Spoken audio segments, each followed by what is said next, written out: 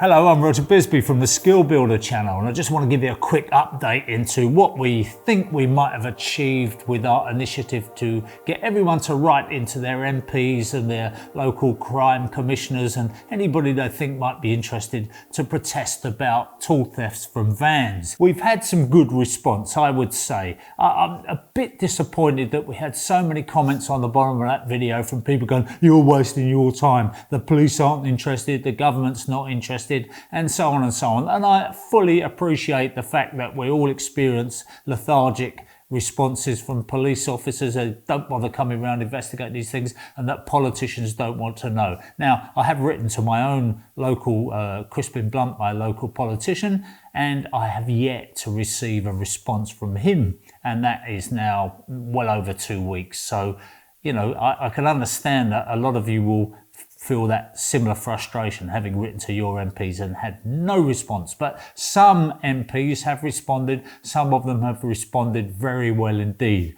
I also wrote to the Home Secretary, to Priti Patel. I did get a response. Let me also say that I've had some very interesting conversations with one from an ex-police officer who now heads up a security division for one of the big contracting companies, and he has done an awful lot over the years to combat plant tool theft. He had a great conversation with me, and we're going to do an interview with him. I don't want to say too much about his initiatives and so on, because I'd like him to explain about them himself. But what he was saying is that, you know, it's wrong to suggest that the police haven't done anything, and that he's trained police officers up in this whole business. He targeted and headed up a team of people that were specifically combating this crime of tool thefts. He said the big frustration for them, the really big frustration for them, was when they got hold of these people, when they actually found them with a whole load. And he said, I can show you photographs, container after container of stolen power tools. He said the problem is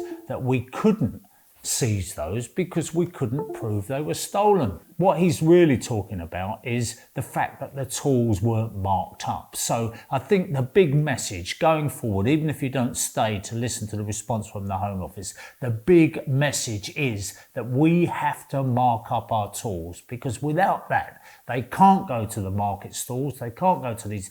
People talk to us about huge stalls in London markets where these tools are being sold. The other really interesting point that he made is that they are so well organised. This is not a bunch of druggies going around stealing tools. That does happen, but in the main it's highly organised gangs of people, and what they're doing is they're stealing tools in the West Country, shipping those up to London. They're stealing tools in London, shipping those to Birmingham, so that nobody can go along to their local market and find their tools for sale. They're really organised, they've really got it worked out. The other thing that they do is go to the big tool auctions like the ones at Reading. They buy a load of tools, absolute rubbish tools. They get some receipts. Now those receipts don't have serial numbers on them, and that's one of the changes that we really need to push for, is to get people to record serial numbers of tools on their invoices. And we're going to be doing a bit there. We're looking at setting up a national tool database so that you can register your tools on a national database,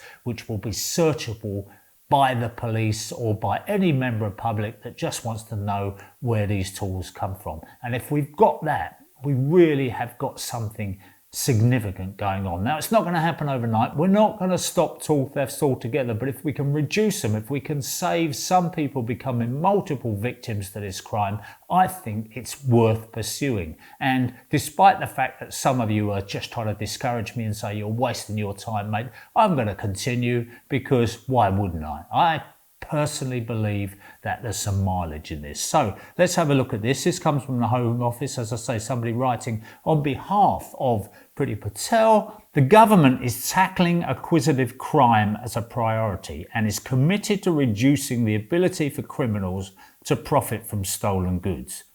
The Beating Crime Plan, published in July 2021, sets out the government's strategy for cutting crime, protecting the law-abiding majority, and making neighbourhoods safe. The government is aware of the significant impact the theft of tools can have on victims, particularly those who rely on their tools to earn a living, and the Beating Crime Plan recognises the economic damage caused by crime and the need to cut crime to enable businesses to thrive. So far so good. The Home Office has established an expert stolen goods working group consisting of policing and academic partners who are taking forward work across a number of themes.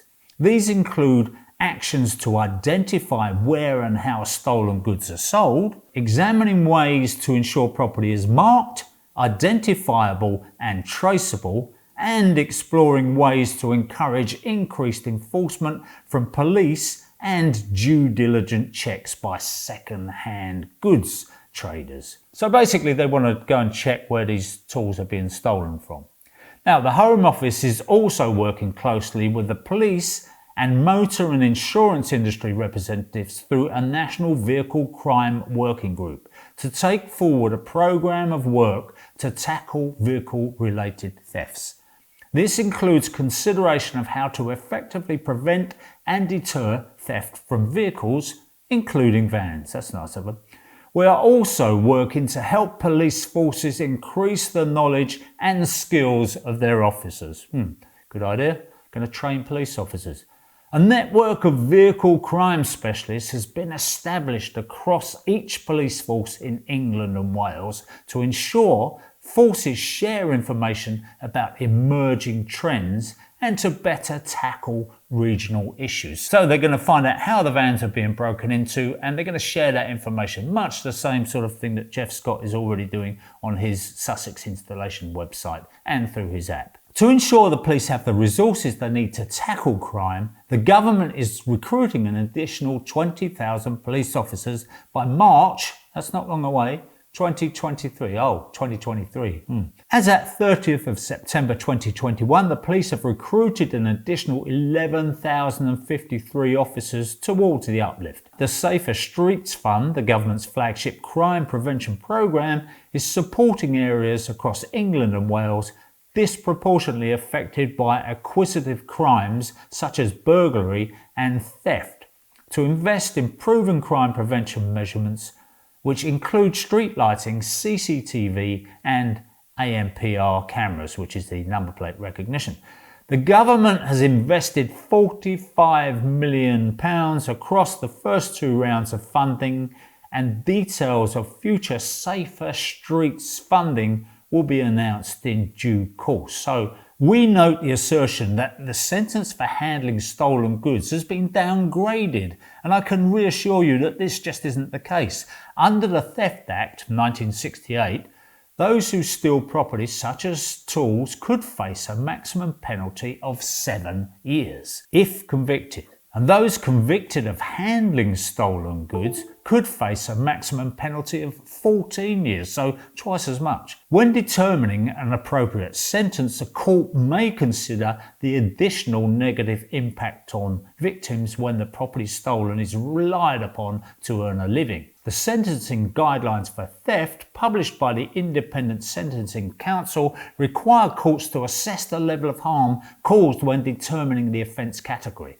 This includes consideration of the financial loss experienced and any additional significant harm suffered by the victims or others, such as if the items stolen were of substantial value to the owner regardless of their monetary worth, the impact of theft on the business, and if a high level of inconvenience was caused to the victims or others, and if there was consequential financial harm to the victim or others. Well, we fit that category perfectly. The list is non-exhaustive, so the court may consider any other aggravating factors deemed relevant, increasing the seriousness of the offence. Now, we note the concerns about stolen goods being openly sold and the suggestion that sellers should be challenged to prove ownership. There must be sufficient evidence and suspicion to request details of ownership from sellers. Well, I would have thought massive great stalls full of tools like that would have been enough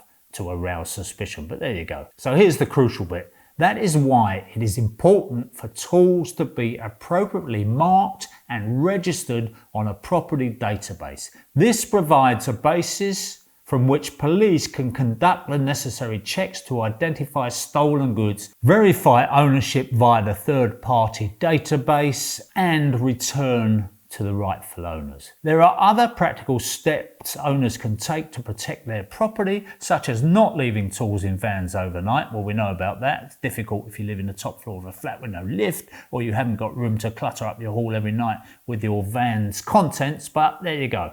Okay, so they also talk about upgrading locks and installing alarms, both of which I agree with. And in particular, get an alarm in your load space if you don't have one, because this is crucial. All too often it's the cab that's protected by the alarm and not the load space. The Police Crime Prevention Initiative, the PCPI, is a not-for-profit police-owned organisation that works on behalf of police and crime commissioners and chief constables to deliver crime prevention and reduction initiatives across the UK. So there is an organisation. And it also provides crime prevention advice, which is on the Secure by Design website, which we're going to give details of now. So it says, thank you for raising this important issue, and I hope that this has assured you that the government takes these matters seriously and is determined to drive crime down. So I will be asking them what progress they've made. I'll be a thorn in their side. I'm going to be carrying on talking to them. I've got a name now. I can write to that person and I can say, how are you getting on? Because that is an important thing. We will also be looking at the establishment of a database, if there isn't one already, where we can all take photographs of our tools with the serial numbers, record them on the database, and allow the police to check back on that database when they see tools being sold on street markets. So this is absolutely crucial. If you haven't managed to do this over Christmas, just do it. Just get yourself some marker pens, get yourself anything you like. Our crime prevention expert, who we will be talking to soon, said a very, very simple thing you can do is just get an indelible marker, felt tip pen, and write your phone number or your name and your postcode on the inside of your toolbox, just in the inside cover, in the inside of those drill boxes, everywhere you possibly can. Put your name and some kind of identification so the police can get back to you. If you do that and nothing else, it's going to help this case. Of course, it won't stop those tools from being stolen, but if those tools are stolen and the people that are selling them are arrested, or they are finding that they're having to reject a larger number of tools because they're all marked up, the risk isn't worth it for them, then we will start to make an impact. I really think you've got to keep the faith with this. We've got to move on, because the alternative is, like all these people suggest, do nothing and just suck it up. And I am not prepared to do that. I really, really believe that we have to make the difference that will start to bring this crime under control. If not end it completely, that would be some hope, wouldn't it? So stick with it, guys. Thanks for all your support, all those people who have written to their MPs and crime commissioners, and keep up the good work. Just keep pestering people. Keep asking for a reply. I'm going to be writing to my MP again, asking why he didn't reply to the last email that I sent, and hopefully somewhere down the line there'll be brighter days ahead.